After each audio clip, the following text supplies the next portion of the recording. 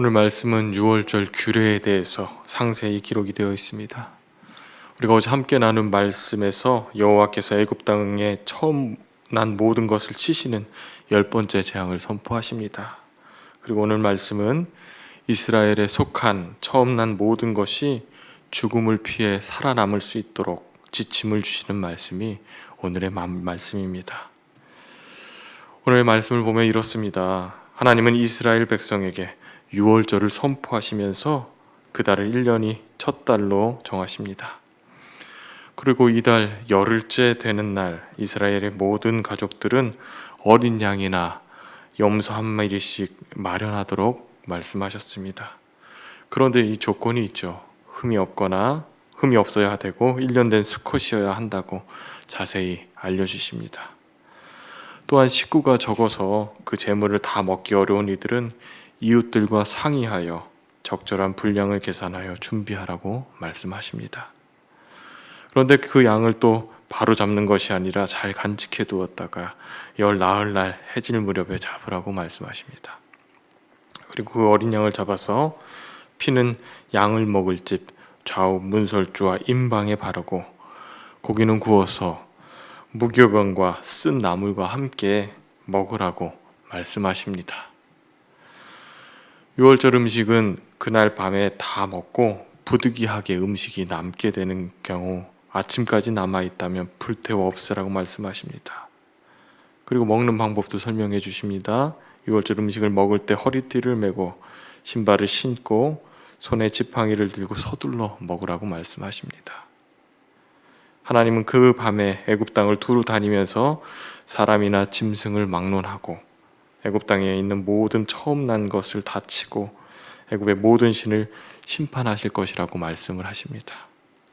그러나 문설주와 임방에 피가 묻어 있는 집은 그냥 넘어갈 것이라고, 그 집은 생명을 얻을 것이라고 약속하십니다. 오늘 말씀을 묵상하면서 이 유월절에 대해서 다시 한번 생각하게 되었습니다. 유월절은 넘어간다는 것이죠. 넘어간다는 것입니다. 어린 양의 피를 문설주와 임방에 바른 집은 넘어간다는 것입니다. 어린 양의 피를 문에 발랐다는 것은 구별된 하나님의 백성이라는 증거죠. 그 표적과 증거가 있다면 죽음을 넘어 생명으로 인도해 주시는 것입니다. 애굽의 노예로 죽을 수밖에 없던, 죽을 고생을 하던 이스라엘 백성들은 하나님이 은혜를 베풀어 주셔서 그들을 건져 주시고 구원해 주시고 하나님의 백성으로 삼아 주신 이 사건입니다. 그런데 이것은 구약 시대만의 이야기가 아니라 지금 이 시대를 살고 있는 우리들의 이야기이기도 합니다.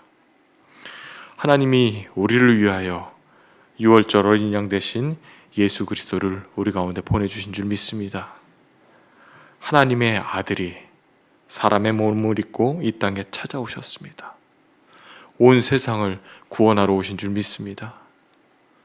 죄에 매여 죄로 인해 죽을 수밖에 없는 우리들을 죄와 사망에서 건져내어 주시고 하나님의 자녀로 삼아주시기 위해서, 하나님의 백성으로 만들기 위해서 이 땅에 오신 분이 예수 그리스도이신 줄 믿습니다.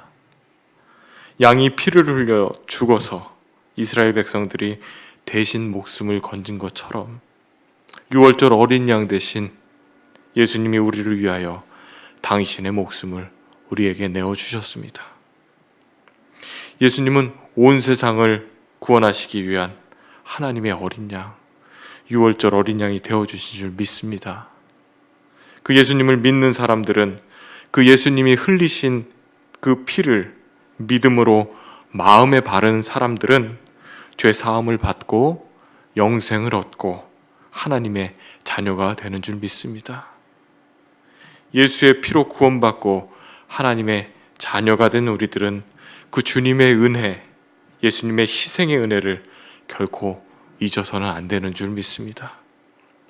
기억하십시오.